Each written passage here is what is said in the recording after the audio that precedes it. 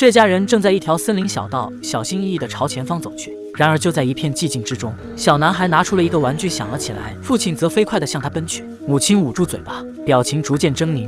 小美也是惊呆了下巴。而树林的另一边，一个黑影一闪而过，朝着这边飞奔过来。小男孩被一个奇怪的生物抓走了，而父亲最终晚了一步。这是怎么回事？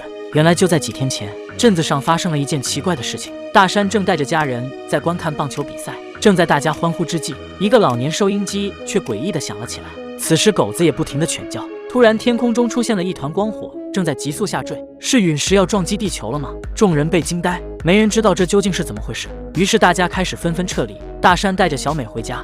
此时大山遇到了小黑，问道：哥们咋回事？小黑也是一脸蒙圈，正准备回去之际，一团黑影一个闪现，直接把车都撞翻了。一只从未见过的生物袭击了他们，众人被吓得开始四处逃窜。大山回到车上，准备带着小美离开这里。另一边的母亲大美也遭到了怪物袭击，一只怪物直接跳在车上将其撕裂，随后朝他们发起攻击。大美吓得一把方向一脚油门冲了出去，大家都在拼命的四处逃窜。大儿子也是吓得直喊爹娘。迎面而来的一辆公交车突然猛地加速朝着他们开了过来，大美不得不全速倒车，破碎的玻璃伸出了一只30米的爪子。小美看到大山惊恐的表情，问道咋回事？然而女儿小美是个失聪人，大山只得用手语告知。小美却跑下车想看看到底发生什么，外面却一片慌乱，只见人群在四处乱逃，小美也被吓坏了。大山只好带着小美跟随众人逃窜。怪物正在肆意地攻击人类，他们跑进了一家咖啡店躲了起来，大家也是吓得大气不敢喘，生怕一点动静被怪物发现他们。一个黑影在玻璃窗后面出现了，怪物发出了一种奇特频率的声音，他似乎在寻找什么东西，大家也是屏住呼吸。突然手机铃声响了，怪物发现了他们，再次破窗而入，一个左勾拳，一个右勾拳，几人当场狗带。大山带着小美从后门跑了出去，怪物也是紧追不舍，两人不得不拼命向前跑去。眼看两人就要被抓住，身后的小黑掏出了喷子，一枪打在了怪物身上，然而好像不痛不痒，接着又是一枪，小黑也是直接饮恨西北。小美正躺着一个沙堆上冥想，她突然醒了过来，出现在玉米地里，表情有些惊愕，怎么回事？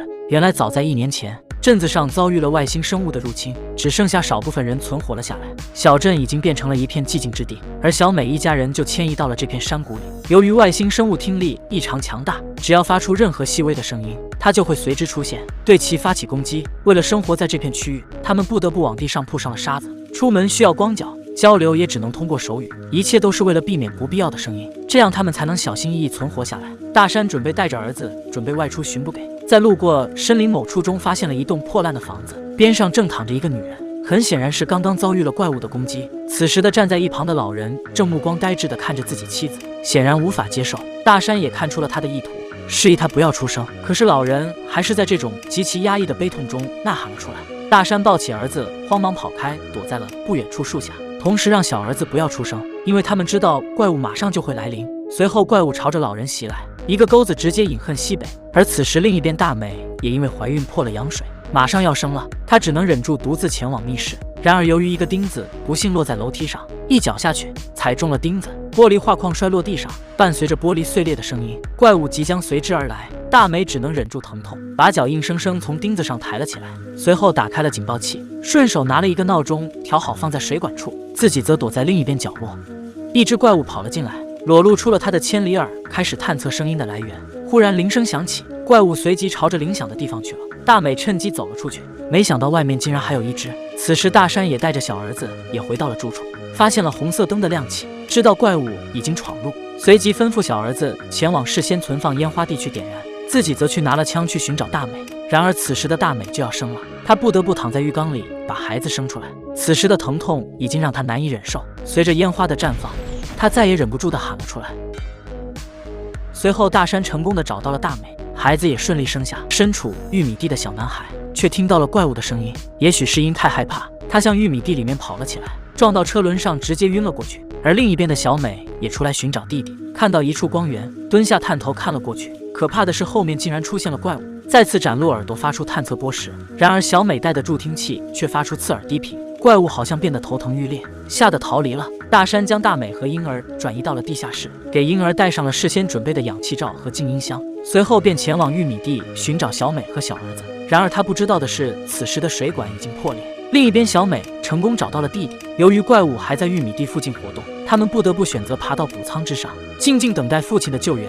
醒来的大美发现，地下室此时已经被水淹没了，而此时的婴儿也随着木箱漂浮了起来。不幸的是，一只怪物就在这身旁。大美抬脚漫入水中，缓慢靠近，将孩子抱了起来，躲在水流后面，而怪物就在他眼前，危险即将来临。就在这时，一阵声响，怪物朝着另一处跑了过去。原来是小美和弟弟在争论如何回到父亲身边的时候，弟弟不幸掉落谷仓内，而玉米堆就像流沙，弟弟身体渐渐陷了进去，伴随而来的一个门也砸了下去，发出了巨响。眼看弟弟就要陷进去，小美也急忙跳了下去，怪物也被谷仓的声音吸引了过来。此时的大山也是目睹了这一切，小美把门推向了弟弟，成功爬了出来，而小美因此也陷了进去。好在弟弟一把伸进玉米堆里，又将小美拉了出来。随后怪物直接跳进了谷仓，姐弟两人吓得赶紧用铁门挡住，可是怪物还是一爪子刺穿了铁板。此时小美助听器再次发出震耳的低频，怪物吓得直接破仓逃离，而大山也赶了过来找到了他们。然而他们知道怪物并没有离开，大山让两人躲到车里，自己则拿起战斧准备迎战。怪物出现了在棚顶之上，大山也是顿感不妙，一个转身劈去，大山直接被一钩子甩10几米远。而小男孩看到父亲受伤，不由得尖叫了起来。怪物随即疯狂向车子发起了进攻，而此时受伤的大山再次站了起来，他向孩子们表达了爱意，做了告别的手势之后，来自一个父亲声嘶力竭的呐喊。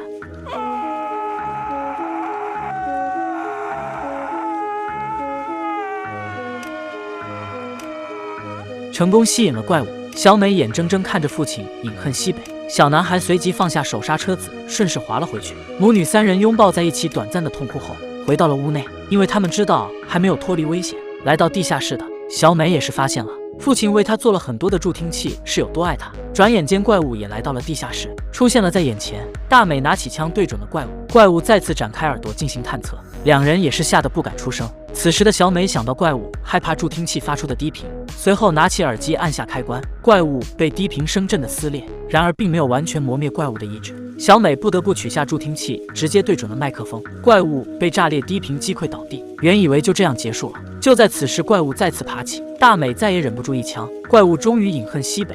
而此时因为枪声，大量的怪物再次聚集了过来，小美也是拿起了扩音器，大母亲则再次上起枪膛，两人蓄势待发，一场恶战再次展开。